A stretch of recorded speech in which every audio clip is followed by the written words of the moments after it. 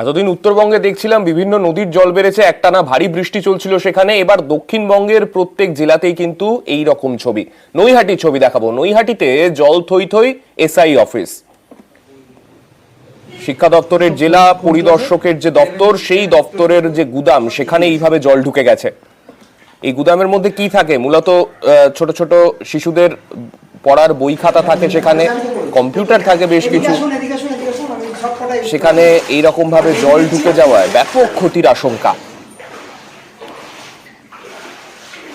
শুধুমাত্র জল নয়, জল এইভাবে ঢুকে যাওয়ায় আশেপাশের বিভিন্ন জায়গা থেকে বিষাক্ত সাপ এই গুদামে ঢুকে পড়েছে বলে মনে করছেন স্থানীয়রা। সেই একটা আশঙ্কাও কিন্তু রয়েছে তাদের মধ্যে।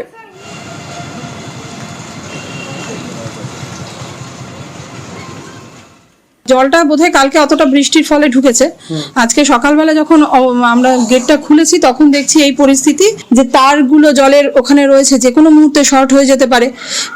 প্রাণহানির আশঙ্কা ভয়ঙ্করভাবে রয়েছে। আমাদের উচ্চতর কর্তৃপক্ষের কাছে অনুরোধ করতে চাই, যদি তারা এই পরিস্থিতির সাপেক্ষে আমাদের কিছু ফান্ডিং করে। প্রথমে যখন এসেছিলাম তখন একদম রাস্তা থেকে একদম ঢোকার মতো অবস্থা ছিল না, এবং আমাদের বসার এবং প্রাণের একটা সুরক্ষা চাইছি, যাতে আমরা সুষ্ঠুভাবে কাজগুলো সম্পন্ন করা যায়।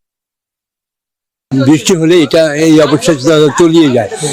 অবস্থা খুব নিচু, বই খাতা অনেক প্রচুর সরকারি জিনিস নষ্ট হয়। এদের জন্য হেড অফিসে জানানোর জন্য বারবার বলা হয়, কিন্তু কোনো রকম হয়নি। না না না না, এই জন্য কোনো কিছু হয়নি।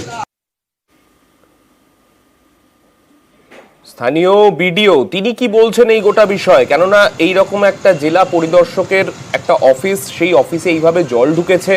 জেলা প্রশাসনের তো একটা দায়িত্ব, ব্লক প্রশাসনের একটা দায়িত্ব থেকেই যায়। সেক্ষেত্রে বিডিও কি বলছেন শোনাবো। ওনার যে জল জমেছে, এটা আমাকে আমার সভাপতি, পঞ্চায়েত সমিতির সভাপতি ম্যাডাম, উনি আমাকে ইনফর্ম করেছেন, কিন্তু এসআই কিন্তু আমাকে এখন অব্দি কোনো রকম ইনফরমেশন দেয়নি। বিল্ডিং, স্কুল বা এই ধরনের মানে যে শিক্ষা প্রতিষ্ঠানগুলি আছে, ওনাদের ফান্ড ওখান থেকে আসে।